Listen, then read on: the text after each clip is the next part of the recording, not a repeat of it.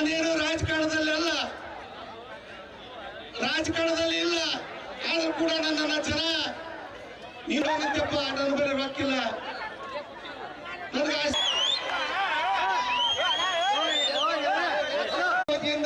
ತುಂಬ ಹೃದಯದಿಂದ ಭಕ್ತಿಪೂರ್ವಕವಾಗಿ ಸ್ವಾಗತವನ್ನು ಕೋರ್ತಾ ಇದ್ದೇನೆ.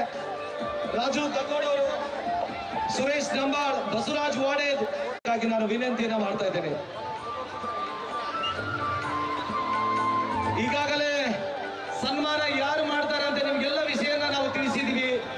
ಅಂತವರ ವೇದಿಕೆ ಪಕ್ಕದಲ್ಲೇ ಬಂದು ನಿಂತ್ಕೋಬೇಕಾಗಿ ನಾನು ವಿನಂತಿ. ಶಾಂತತೆಯೇ ನಮಗೆ ಶ್ರೀರಕ್ಷಾ, ನಿಮ್ಮ ತಾಳ್ಮೆಯೇ ನಮಗೆ ಯಶಸ್ಸಿಗೆ ಮೊದಲ ಮೆಟ್ಟಿಲು ಅಂತ ಆಶಿಸ್ತಾ ನಾವೆಲ್ಲ ಶಾಂತತೆಯಿಂದ ಈ ಕಾರ್ಯಕ್ರಮವನ್ನು ವೀಕ್ಷಿಸ್ತಾ ಇದ್ದೀರಿ. ನಿಮಗೆ ಅನಂತ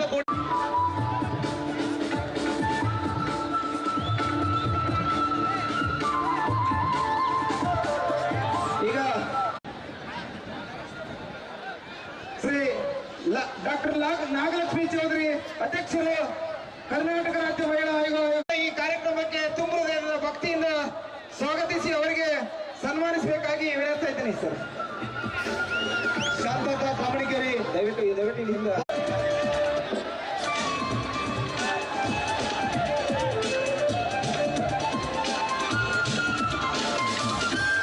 ರಾಜ್ಯದ ಮಾಜಿ ಮುಖ್ಯಮಂತ್ರಿಗಳಾದ ಎಚ್.ಡಿ. ದೇವೇಗೌಡ ಮತ್ತು ಕುಮಾರಸ್ವಾಮಯ್ಯ ಪ್ರೀತಿಯ ಸುಪುತ್ರ ಅಂತಂದ್ರೆ ತಪ್ಪಾಗ್ಲಿಕ್ಕಿಲ್ಲ.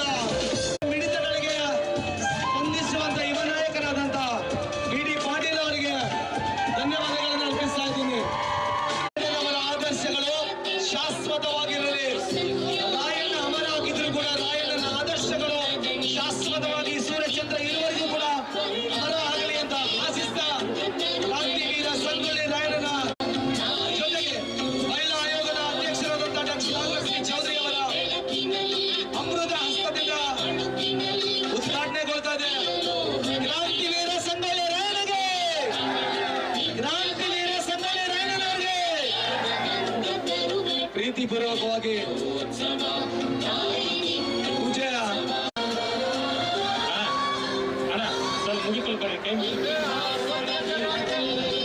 ಎಲ್ಲ ನಮ್ಮ ಯುವಕರು ಕಾರ್ಯಕ್ರಮವನ್ನು ಸುಸೂತ್ರವಾಗಿ ನಡೀಲಿಕ್ಕೆ, ಎಷ್ಟೋ ಜನ ಕಾರ್ಯಕ್ರಮವನ್ನು ವೀಕ್ಷಣೆ ಮಾಡಲಿಕ್ಕೆ ತಾಯಿಯಂದಿರು, ಹಿರಿಯರು, ಯುವಕರು ಇವತ್ತು ಬಂದಿದ್ದೀರಿ. ಒಂದಿಷ್ಟು ಜನ ವೇದಿಕೆಯಿಂದ ನಿರ್ಗಮಿಸಿದರೆ ಈ ಕಾರ್ಯಕ್ರಮ ಬಹಳ ಯಶಸ್ವಿ ಆಗ್ತದೆ. ಪ್ರಕಾಶ್ ಜಾತ್ರೆ ಬಹಳ ಅದ್ಭುತವಾಗಿ ನಡೀತಾ ಇದೆ. ಈಗ ರಾಯಣ್ಣನ ಮೂರ್ತಿಗೆ ವೇದಿಕೆಗೆ ಬರ್ಮಾಡ್ಕೊಳ್ತಾ ಇದ್ದೇನೆ. ದಯವಿಟ್ಟು ಮೋಹನ್ ಮೇಟಿ ಅವರು ದಯವಿಟ್ಟು ವೇದಿಕೆಗೆ ಬರಬೇಕು. ಈ ಕಾರ್ಯಕ್ರಮವನ್ನು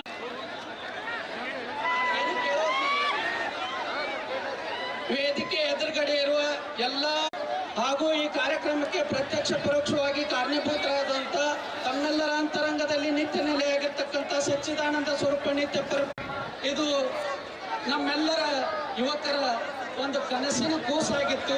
ಈ ಕಾರ್ಯಕ್ರಮ ಹಾಕೊಂಡು ನಾವು ದುಡಿಬೇಕು, ನಾವು ಖರ್ಚು ಮಾಡಬೇಕು, ನಮ್ಮ ದುಡ್ಡು ಹಾಕಿ ನಾವು ದುಡಿದು ನಾವು ಇಷ್ಟೆಲ್ಲ ಜನ ಇಂಥ MLA ಮಿನಿಸ್ಟರ್ನ ತಂದಿನ ಮ್ಯಾಲೆ ಕುಂದಿಸಿದ್ರು. ಇವ್ರ ಮೂಲಕ ಯಾವ ಹೀರೋಯಿನ್ ಅನ್ನು ಕರೆಸಿ ಇಲ್ಲಿ ನಾವು ಅಟ್ರಾಕ್ಷನ್ ಮಾಡಿಲ್ಲ. ಇಲ್ಲಿ ಕೇವಲ ರಾಯಣ್ಣನಿಗೋಸ್ಕರ ಇರುವ ನಾಡಿನ ಒಂದು ಒಳಿತಿಗಾಗಿ ಮಿಡಿಯುವ ದೇಶಭಕ್ತಿಯನ್ನು ಹೊಂದಿದಂತ ಈ 11 ಜನರಲ್ಲಿ ಅವರಿಗೆ ಮಾತನಾಡೋದಕ್ಕೆ ನಾವು ಅವಕಾಶ ಮಾಡಿಕೊಡ್ಬೇಕಾಗಿದೆ. ಹೀಗಾಗಿ ಅದು ವಿಜಯಪುರ ಜಿಲ್ಲೆಯಿಂದನೇ ಆರಂಭ. ಸಂಗೊಳ್ಳಿ ರಾಯಣ್ಣ ಅನ್ನುವಂತ ಒಬ್ಬ ವ್ಯಕ್ತಿ, ಸಂಗೊಳ್ಳಿ ರಾಯಣ್ಣ ಅನ್ನುವಂತ ಒಬ್ಬ ಹೋರಾಟಗಾರ. ರಾಯಣ್ಣ ಅಂತ ಅಂದ್ರೆ ದೇಶ ಪ್ರೇಮ, ರಾಯಣ್ಣ ಅಂದ್ರೆ ಕಿಚ್ಚು, ರಾಯಣ್ಣ ಅಂದ್ರೆ ಹುಚ್ಚು, ರಾಯಣ್ಣ ಅಂದ್ರೆ ಉತ್ಸಾಹ, ರಾಯಣ್ಣ ಅಂದ್ರೆ ಹೋರಾಟ, ರಾಯಣ್ಣ ಅಂದ್ರೆ ಪರಾಕ್ರಮ, ರಾಯಣ್ಣ ಅಂದ್ರೆ ಶಕ್ತಿ, ರಾಯಣ್ಣ ಅಂತ ಅಂದ್ರೆ ಯುವಕರು, ರಾಯಣ್ಣ ಅಂತ ಅಂದ್ರೆ ಉತ್ಸಾಹ, ರಾಯಣ್ಣ ಅಂತ ಅಂದ್ರೆ ನಾಡ ಪ್ರೇಮ, ರಾಯಣ್ಣ ಅಂತ ಅಂದ್ರೆ ಈ ದೇಶದ ಕೋಟ್ಯಾನು ಕೋಟಿ ಜನ ಯುವಕರಿಗೆ ದೇಶದ ಬಗ್ಗೆ ನಾನು ಹೇಳಲಿಕ್ಕೆ ಬಯಸ್ತೀನಿ. ಪಾಪ ಇಷ್ಟೊತ್ತು ಕಾಂತೇಶ್ ಕಾಶಿ ವಿಶ್ವನಾಥ ಎಲ್ಲ ಹೇಳ್ತಾ ಇದ್ರು. ಈ ದೇಶದಲ್ಲಿ ಶಿವಭಕ್ತರಿಗೆ ಯಾವ್ದಾದ್ರು ತೀರ್ಥಕ್ಷೇತ್ರ ಅಂತ ಇದ್ರೆ ಅದು ಕಾಶಿ, ವಿಷ್ಣು ಭಕ್ತರಿಗೆ ತೀರ್ಥಕ್ಷೇತ್ರ ಅಂತಿದ್ರೆ ತಿರುಪತಿಗೆ ಹೋಗ್ತಾರೆ. ಆದ್ರೆ ಈ ದೇಶದೊಳಗಡೆ ದೇಶಭಕ್ತರಿಗೆ ತೀರ್ಥಕ್ಷೇತ್ರ ಅಂತ ಯಾವ್ದಾದ್ರು ಇದ್ರೆ ಅದು ಸಂಗೊಳ್ಳಿ ರಾಯಣ್ಣನ ಸಮಾಧಿ. ಸಂಗೊಳ್ಳಿ ರಾಯಣ್ಣನ ಸಮಾಧಿ ಈ ನಾಡಿನ ಪ್ರತಿಯೊಬ್ಬ ದೇಶ ಪ್ರೇಮಿಗೆ ಅದು ನಮ್ಮ ಪಾಲಿಗೆ ತೀರ್ಥ ಕ್ಷೇತ್ರ ಅನ್ನೋದನ್ನ ನಾವು ಮರೆಯೋದಕ್ಕೆ ಸಾಧ್ಯ ಇಲ್ಲ. ಯಾಕೆ ಗೊತ್ತಾ? ಯಾಕೆ ಮಾತು ಹೇಳ್ತಾ ಇದೀನಿ ಗೊತ್ತಾ? ನಾವು ರಾಯಣ್ಣ ಕುರುಬ ಅನ್ನೋ ಕಾರಣಕ್ಕೋಸ್ಕರ ರಾಯಣ್ಣನ ಹೊತ್ಕೊಂಡು ಮೆರವಣಿಗೆ ಮಾಡ್ತಾ ಇಲ್ಲ. ಅಲ್ಲಿ ರಾಯಣ್ಣ ಒಬ್ಬ ಎಂಥ ದೇಶ ಪ್ರೇಮಿ ಅಂತಂದ್ರೆ, ರಾಯಣ್ಣನನ್ನ ಅವತ್ತು ಬ್ರಿಟಿಷರು ಗಲ್ಲಿಗೆ ಹಾಕಿದ್ರು. ರಾಯಣ್ಣ ಯಾವತ್ತು ಹುಟ್ಟಿದ್ನೋ ಅವತ್ತೇ ಭಾರತಕ್ಕೆ ಸ್ವಾತಂತ್ರ್ಯ ಬಂತು. ರಾಯಣ್ಣನನ್ನ ಯಾವತ್ತು ಗಲ್ಲಿಗೇರಿಸಿದ್ರು ಅವತ್ತೇ, ರಾಯಣ್ಣನನ್ನ ಗಲ್ಲಿಗೇರಿಸಿದ ದಿವಸವೇ ಈ ದೇಶ ಗಣರಾಜ್ಯ ಆಯಿತು. ಈ ದೇಶದಲ್ಲಿ 7 ಲಕ್ಷ ಜನ ಸ್ವಾತಂತ್ರ್ಯಕ್ಕೋಸ್ಕರ ಹೋರಾಟ ಮಾಡಿ ಪ್ರಾಣ ಕೊಟ್ಟಿದ್ದಾರೆ.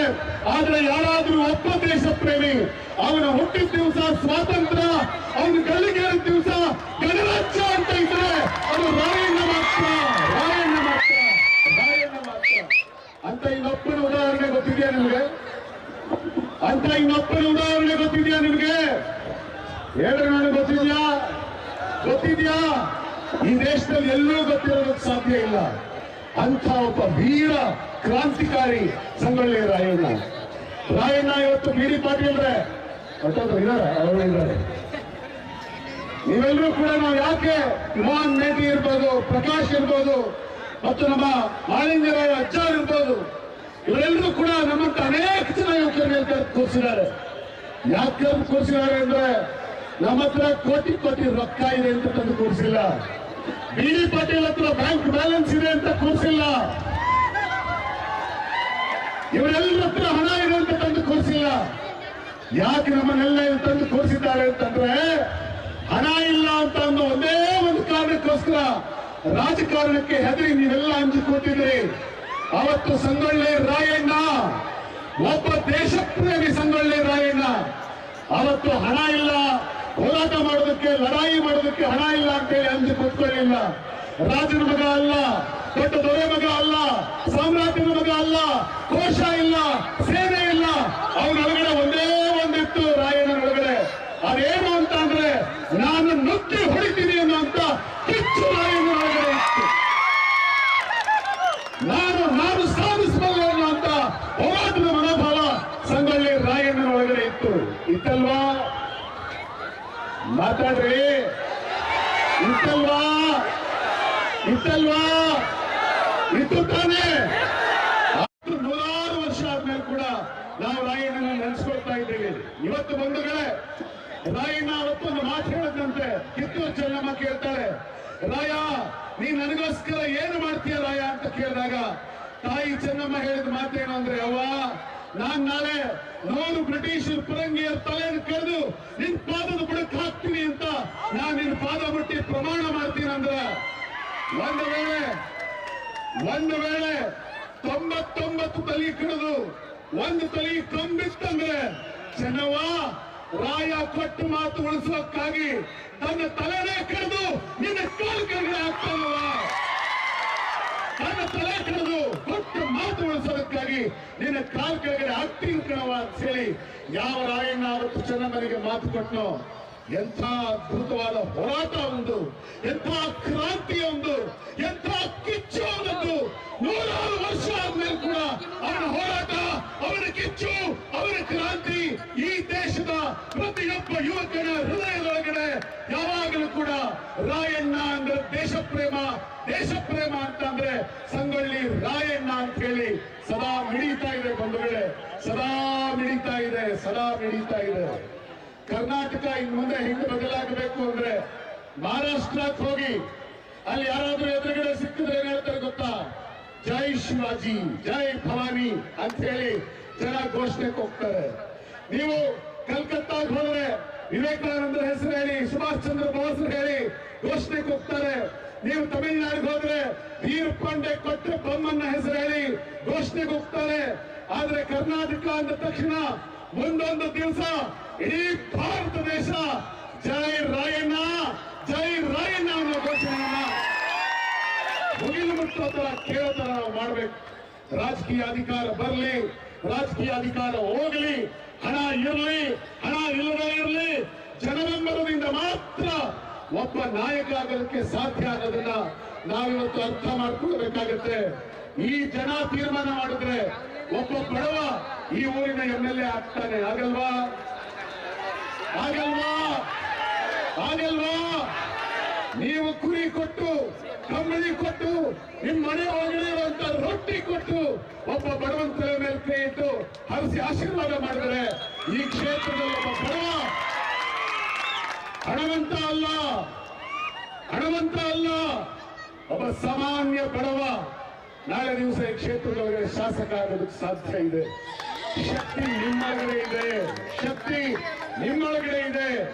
ನಾವು ಒಟ್ಟಾಗಬೇಕಿದೆ. ಆದ್ರೆ ನಾವೇನ್ ಮಾಡ್ತೀವಿ ಗೊತ್ತಾ?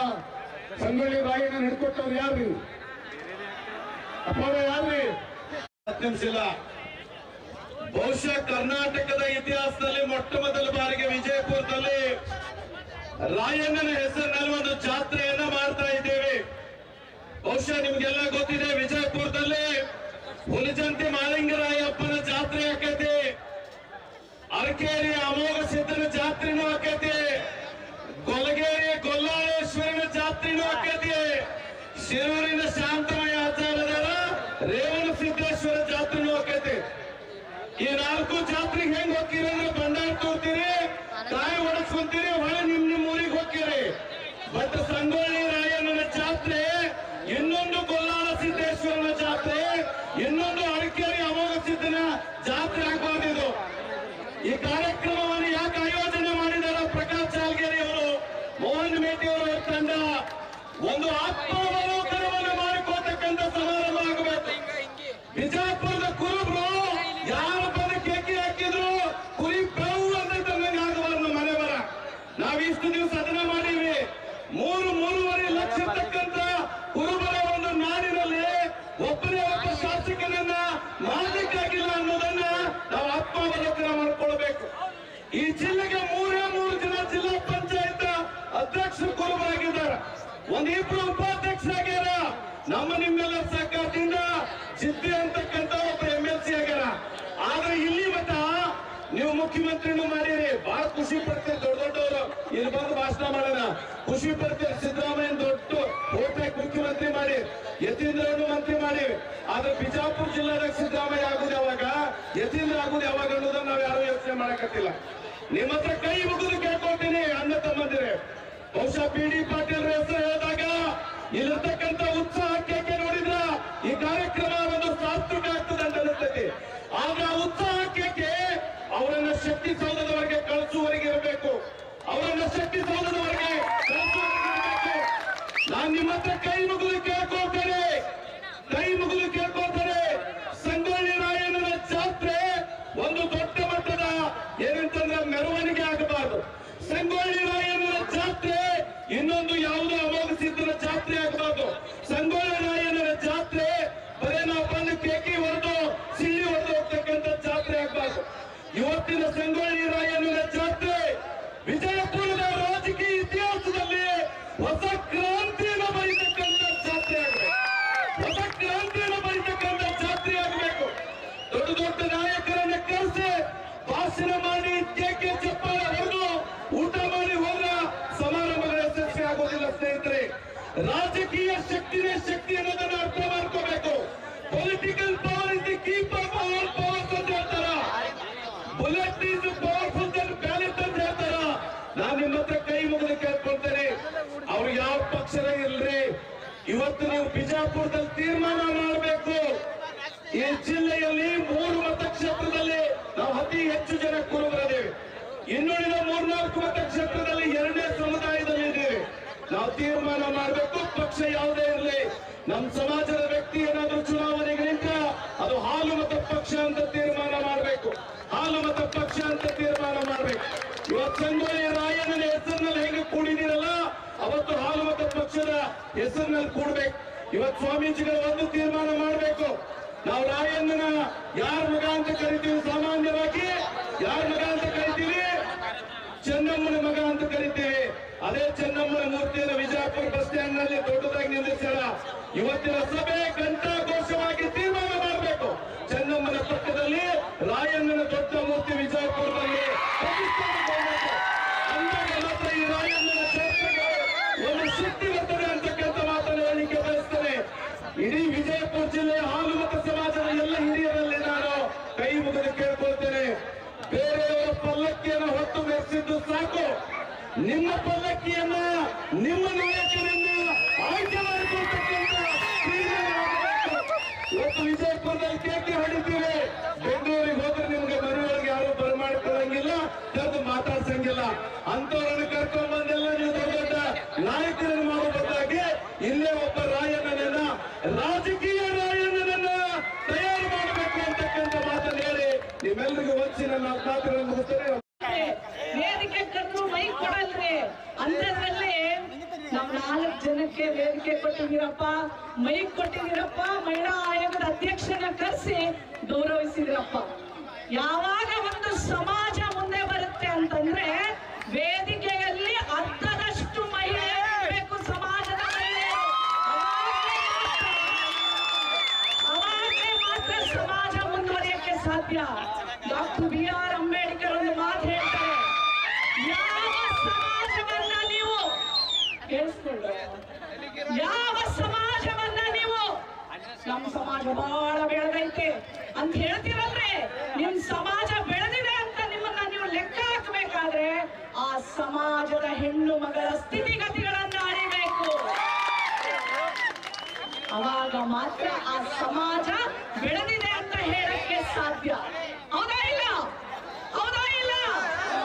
ನನ್ ಜೋಡಿ ನೀವೆಲ್ಲರೂ ನಮ್ ತಂಗಿ ಮೊದಲು ಹಾಡು ಹೇಳಿದ್ರಂತೆ. ಯಾವ ಹಾಡು ಹೇಳಿದ್ಲು ಅಲ್ರು? ಹಣೆ ಮ್ಯಾಲೆ ಎಲ್ಲರೂ ಹೇಳ್ತೀರಾ? ನನ್ ಜೊತೆ ಒಂದ್ಸಲ ಹೇಳ್ತೀರಾ? ಹೇಳ್ತೀರಾ? ನಾನು ಹೇಳಿದ್ಮೇಲೆ ಹೇಳ್ರಪ್ಪ. ಹಣೆ ಮ್ಯಾಲೆ ಭಂಡಾರ ಚಂದ, ಹೆಗಲ್ ಮ್ಯಾಲೆ ಕಂಬಳಿ ಅಂದ. ಕಂಬಳಿ ಯಾರಾದ್ರೂ ಕೊಡ್ರಪ್ಪ. ಹಣೆ ಮ್ಯಾಲೆ ಭಂಡಾರ ಚಂದ, ಹೆಗಲ್ ಮ್ಯಾಲೆ ಕಂಬಳಿ ಅಂದ, ಬೆಳ್ಳಿಯ ಪದ ಚಂದ. ಹೇಳ್ರಿ, ಎಲ್ಲ ಎನರ್ಜಿ ಹೋಯ್ತಾ? ಅವಾಜ್ ಎಲ್ಲೋಗೈತೆ? ಸಮಯವನ್ನ ಪ್ಲೀಸ್ ಪಾಲಿಸಿ ಮೇಡಮ್. ಹಣೆ ಮ್ಯಾಲೆ ಭಂಡಾರ ಚಂದ, ಹೆಗಲ್ ಮ್ಯಾಲೆ ಕಂಬಳಿ ಅಂದ, ಡೊಳ್ಳಿನ ಪದ ಚಂದ.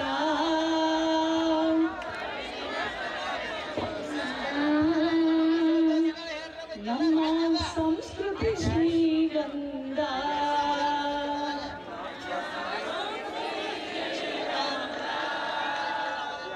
ಆಲ್ರೆಡಿ ಪೇಪರ್ ಕೊಟ್ಬಿಟ್ಟಿದ್ದಾರೆ ಭಾಷಣ ಚಿಕ್ಕದಾಗಿ ಮಾಡಿ ಅಂತ. ಆಯೋಗದ ಅಧ್ಯಕ್ಷರಿಗೆ ಹಂಗೆ ಕೊಡಬಾರ್ದ್ರಿ. ಇಲ್ರಿ ಇಲ್ರಿ, ನೀವು ಎಷ್ಟೇ ಕೊಟ್ರೆ ನಾನು ಎಷ್ಟು ಮಾತಾಡ್ಬೇಕು ಅಷ್ಟು ಮಾತಾಡ್ತೀನಿ ಬಿಡ್ರಿ. ಯಾರು ಅವಮಾನಗಳಿಲ್ಲದೆ ಅಪಮಾನಗಳಿಲ್ಲದೆ ಒಂದು ನಾಯಕರಾಗಲ್ರಿ. ಕನಕದಾಸರನ್ನ ನೆನಪಿಟ್ಕೊಳ್ರಿ ನೀವು. ಅವರು ಮೊದಲು ಕನಕ ನಾಯಕ, ತಿಮ್ಮಪ್ಪ ನಾಯಕ, ನಾಯಕ ನಂತರ ದಾಸನಾದ್ರು. ನಾಯಕನಿಗೆ ಎಲ್ಲೆಲ್ಲಿ ಅವಮಾನಗಳು, ಅಯ್ಯೋ ಒಳಗೆ ಸೇರಿಸ್ತಿರ್ಲಿಲ್ಲ. ನಮ್ಮನ್ನ ನೀವು ರೋಡಲ್ಲಿ ಬಿಟ್ರು ಸಾಕು, ನಾವು ಬೀದಿಯಲ್ಲೇ ನಿಂತ್ಕೋತೀವಿ. ನಮಗೆ ವೇದಿಕೆನೂ ಬೇಕಾಗಿಲ್ಲ, ನಮಗೆ ನೀವು ನಿಮ್ ಜಾಗದಲ್ಲಿದ್ರೆ ಸಾಕು. ನಮಗೆ ನಮಗೆ ನೀವೆಲ್ಲಿ ಕೂತಿದ್ದೀರೋ ಅಲ್ಲೇ ಕೂತ್ರು ಸಾಕ್ರಿ. ನಮಗೆ ನಾವು ಕನಕದಾಸರ ಅಡಿಯಲ್ಲಿ ನಡೆಯುವಂತ ಮಗಳ್ರಿ, ಅಲ್ವೇನ್ರಿ? ಹೌದಾ ಇಲ್ಲ? ಹೌದಾ ಇಲ್ಲ? ರಾಯಣ್ಣ ಬರೀ ಹೆಸರಲ್ರಿ, ರಾಯಣ್ಣ ಈ ಮಣ್ಣಿನ ಕಣ, ರಾಯಣ್ಣ ಸ್ವಾಭಿಮಾನದ ಪ್ರತೀಕ, ರಾಯಣ್ಣ ಅಪ್ರತಿಮ ದೇಶಭಕ್ತ, ರಾಯಣ್ಣ ಅನ್ಯಾಯದ ವಿರುದ್ಧ ನಿಂತಿದ್ದಂತ ಕ್ರಾಂತಿಕಾರಿ ಮಗಾರಿ. ಅಂತ ವಂಶಸ್ಥರು ನಾವೆಲ್ಲರೂ. ನಾವು ಖಂಡಿತವಾಗಲು ಎಷ್ಟೇ ಸೋಲುಗಳು ಬರ್ಲಿ, ಎಷ್ಟೇ ಅಪಮಾನಗಳು ಬರ್ಲಿ, ನಾವು ನಿಂತೀವ್ರಿ. ಅಣ್ಣ ಹೇಳ್ತಾ ಇದ್ರು, ಅಣ್ಣ ಬರ್ರಿ ಅಣ್ಣ ಇಲ್ಲಿ, ನಾ ಸೋತೀನಿ.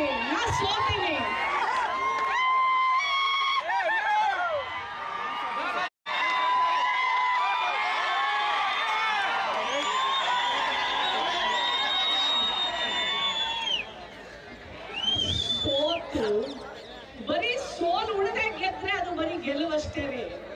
ಸೋತು ಗೆದ್ರೆ ಅದು ಇತಿಹಾಸ ಅಣ್ಣರೇ. ಯಾವಾಗ್ಲೂ ನಾನು ನಾಚಿಕೆನು ಮಾತಾಡಲ್ಲ ಬಿಡ್ರಿ. ಈಗ ಈಗ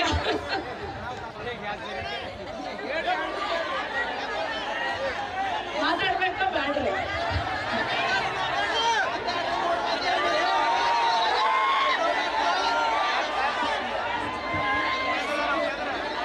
ನಮ್ಮ ಹೆಣ್ಮಕ್ಳು ಏನ್ ಹೇಳ್ತಾ ಇದಾರೆ ಗೊತ್ತಾ? ಮೇಡಮ್ ನಾವು ಯಾರು ಮಾತಾಡಲ್ರಿ, ನೀವು ಒಬ್ರೇ ಮಾತಾಡ್ರಿ, ಆ ಟೈಮಲ್ಲೇ ತಗೋರಿ ಅಂತ. ಇರಲ್ರಿ, ನೆನಪಿಟ್ಕೊಳ್ರಿ. ಇವತ್ತು ಇಷ್ಟೊಂದು ದೊಡ್ಡ ಮಟ್ಟಕ್ಕೆ ರಾಯಣ್ಣನ ಜಾತ್ರೆ ಮಾಡ್ತಾ ಇದ್ದಾರೆ ಅಂದ್ರೆ ಅದಕ್ಕೊಂದು ಅರ್ಥ ಇದೆ. ಇವತ್ತು ನೀವು ವಾಪಸ್ ಹೋಗ್ಬೇಕಾದ್ರೆ ಪ್ರತಿಯೊಬ್ಬ ಮಗ ನೀವು ರಾಯಣ್ಣನಾಗಿ ವಾಪಸ್ ಹೋಗ್ಬೇಕಾಗತ್ತೆ. ಹಂಗಂದ್ರೆ ಏನರ್ಥ? ನಿಮ್ಮೂರ್ನಲ್ಲಿ ಪ್ರಶ್ನೆ ಮಾಡುವ ಅಧಿಕಾರವನ್ನ ಕಲಿಬೇಕು ನೀವು. ನಾನು ಈ ಭಾಗಕ್ಕೆ ಬಂದ್ರೆ ಎಲ್ಲರೂ ಕೇಳ್ತಾರೆ, ಮೇಡಮ್ ನಮ್ಮೂರಲ್ಲಿ ಶಾಲೆ ಇರ್ಲಿ, ಟೀಚರ್ಗಳಿಲ್ಲ, ನಮ್ಮೂರಿಗೆ ಬಸ್ ಬರಲ್ಲ, ನಮ್ಮೂರೆಲ್ಲ ಆಸ್ಪತ್ರೆಗಳಲ್ಲಿ ಡಾಕ್ಟರ್ ಇಲ್ಲ, ನಮ್ಮೂರಿಗೆ ರಸ್ತೆ ಇಲ್ಲ. ನೋಡಿ, ರಾಯಣ್ಣನ ಮಕ್ಕಳಪ್ಪ ನಾವು ಗುಲಾಮಗಿರಿ ಬದುಕೋದಿಲ್ಲ. ಇದನ್ನ ನೀವು ವಾಪಸ್ ತಗೊಂಡೋಗ್ಬೇಕಾಗಿರೋದು. ಪ್ರಶ್ನೆ ಮಾಡುವುದನ್ನ ಕಲಿತಾಗ ಮಾತ್ರ ಈ ರಾಯಣ್ಣನ ಜಾತ್ರೆಗೆ ಒಂದು ಅರ್ಥ ಸಿಗುತ್ತೆ. ನೆನ್ಪಿಟ್ಕೊಳ್ಳಿ ನೀವೆಲ್ಲರೂ. ಊರೊಳಗಡೆ ಎಂಟರ ಅಂತ ಯಾವುದೇ ನಾಯಕನಿಗೆ ಭಯ ಇರಬೇಕು. ರಾಯಣ್ಣನ ಮಕ್ಕಳಪ್ಪ ಪ್ರಶ್ನೆ ಮಾಡ್ತಾರೆ, ಅನ್ಯಾಯ ಆದ್ರೆ ಹೋರಾಟ ಮಾಡ್ತಾರೆ. ನಾವು ಅವರಿಗೆ ಮಾಡಬೇಕಾದಂತ ಎಲ್ಲವನ್ನು ಮಾಡದೆ ಹೋದ್ರೆ ಮಂಡಿ ಊರಿಸಿ ಕೆಳಗಿಳಿಸ್ತಾರೆ ಅನ್ನುವಂತ ಸಂದೇಶ ನೀವು ತಗೊಂಡೋಗ್ತೀರಾ? ಎರಡನೇದು, ಎಲ್ಲಾರು ಸೇವೆ ಮಾಡಿ ಸಾಕು ಅಂತ ನಮ್ಮ ಮೋಹನ್ ನಮ್ಮ ಮೋಹನ್ ರೆಡ್ಡಿ ಅವ್ರು ಹೇಳ್ತಾ ಇದ್ರು. ಕರೆಕ್ಟ್ ರೀ, ನಮ್ಮನ್ನೆಲ್ಲ ಬರೀ ಉಪಯೋಗ ಮಾಡ್ಕೊಂಡ್ಬಿಟ್ರಿ. ನಾವು ನಾಯಕರು ಒಂದು ಸ್ವರಾಜ್ಯವನ್ನ ಕಟ್ಟಿದಂತ ವಂಶದಿಂದ ಬಂದವ್ರಿ ನಾವು ಸಹ ನಾಯಕರಾಗಿ ಹೊರಡಬೇಕ್ರಿ. ಎಷ್ಟೋ ಜನ ಹೇಳ್ತಾರ್ರಿ, ಗುರುಗಳೇ ನಮಗ್ ಕೇಳ್ತಾರ್ರಿ, ಹೆಣ್ಣು ಮಕ್ಕಳಿಕ್ಕಿ ಹತ್ರ ಏನ್ ಶಕ್ತಿ ಇರ್ತದ? ಅಪ್ಪ ಇಲ್ರಿ, ಅಪ್ಪ ನಾಯಕ ಇಲ್ರಿ, ಅಪ್ಪ ಸತ್ತಾರ್ರಿ. ನಮ್ಮಪ್ಪ 21 ವರ್ಷ ಆಯ್ತ್ರಿ. ರಾಜಕಾರಣಕ್ಕೆ ಬರೋರಿಗೆಲ್ಲ ಅಪ್ಪ ಇರ್ಬೇಕ್ರಿ ಅಂತ ಹೇಳ್ತಾರ್ರಿ. ಈ ಹೆಣ್ಮಗಳ ಹತ್ರ ರೊಕ್ಕ ಇಲ್ರಿ, ಈಕಿ ಯಾಕ್ರಿ ನಾಯಕಿ ಆಗ್ತಾಳೆ ಅಂತ ಎಷ್ಟೋ ಇಂಥ ವೇದಿಕೆಗಳ ಮೇಲೆ ಹತ್ತಿಸ್ದೆ ಕೆಳಗಡೆ ಇಟ್ಟು ವೇದಿಕೆ ಮೇಲೆ ಅಪಮಾನ ಮಾಡಿದ್ದಾರೆ. ನಾನು ತಲೆನೇ ಕೆಡಿಸ್ಕೊಳ್ಳಲ್ರಿ.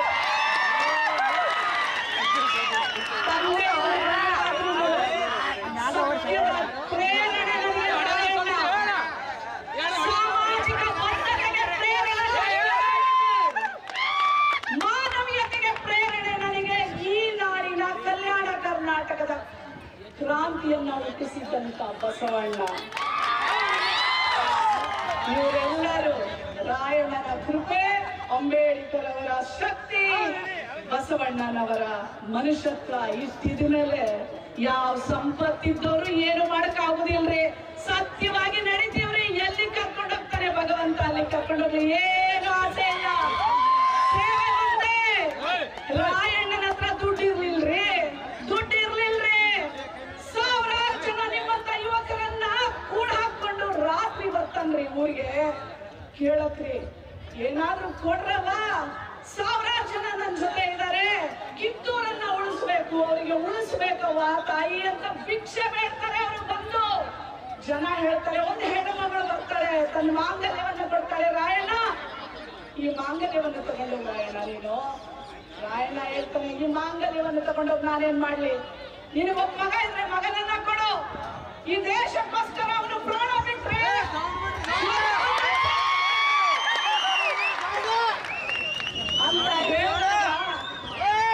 ಒಬ್ಬ ತಾಯಿ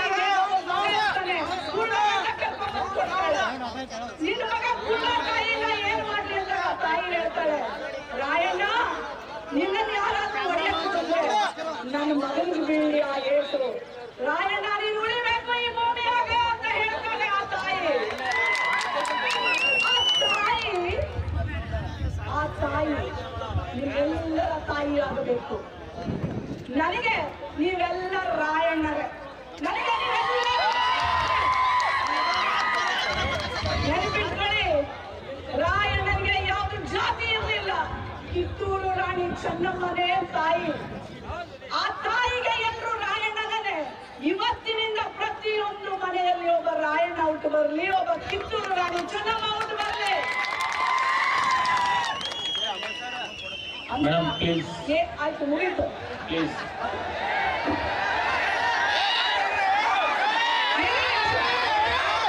ಐದು ನಿಮಿಷ ಮುಗಿಸ್ತೀನಿ. 5 ನಿಮಿಷ ಆಯ್ತ್ರಿ, ಆಯ್ತ್ರಿ. 5 ನಿಮಿಷನೇ, 5 ನಿಮಿಷ, 5 ನಿಮಿಷ ಆಯ್ತ್ರಿ. ಈಗ ಹೇಳ್ರಿ, ನಾ ಕಡೆಯದೊಂದು ನಿಮ್ಮ ಮನೆಯಲ್ಲಿರುವಂತ ಪ್ರತಿಯೊಂದು ಹೆಣ್ಣು ಮಗಳನ್ನ ಓದಿಸಿ. ನಮ್ಮೂರು ಮಾರೇನಹಳ್ಳಿ ಒಂದು ಹಳ್ಳಿ. ಋತುಮತಿ ಆದ್ಮೇಲೆ ಮೈ ನೇರದ ಮೇಲೆ ಆ ಹೆಣ್ಣು ಮಗಳನ್ನ ಮದುವೆ ಮಾಡ್ಬಿಡ್ತೀವ್ರಿ ನಮ್ಮೂರಲ್ಲಿ. ನಮ್ಮ ತಂದೆ ಹೇಳ್ತಾರೆ ನಮ್ಮ ತಾಯಿಯವ್ರಿಗೆ, ನನ್ನ ಮಗಳನ್ನ ನಾನು ಓದಿಸ್ತೀನಿ, ನಾನು ಮದುವೆ ಮಾಡೋದಿಲ್ಲ ಅಂತ.